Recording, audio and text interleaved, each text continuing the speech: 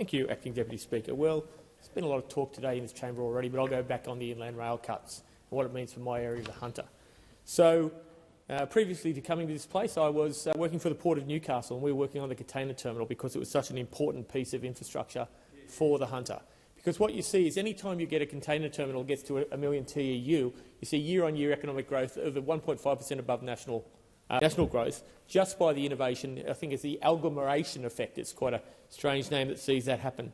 And a real connectivity for the Port of Newcastle was a 1.6-kilometre rail loop directly on the port that connected to the inland rail via a 40-tonne per axle coal lines going way up in the Hunter Valley.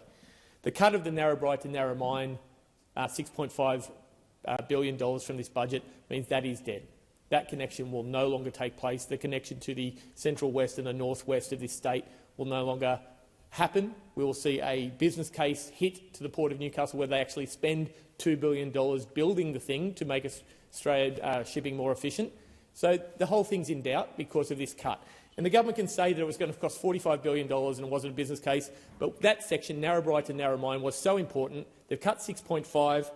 The one thing we're lacking is productivity gains. This would have done it. A simple case of a box of wine, a TEU of wine, would save $1,800 by shipping via this out of Australia for one box, doing nothing differently than sending it via this rail to get out of the country. That money stays in local communities. That is gone. Cotton, almost $1,000 a box, saved for the farmer and the community by doing it this way, and that is now gone. And where is the money gone?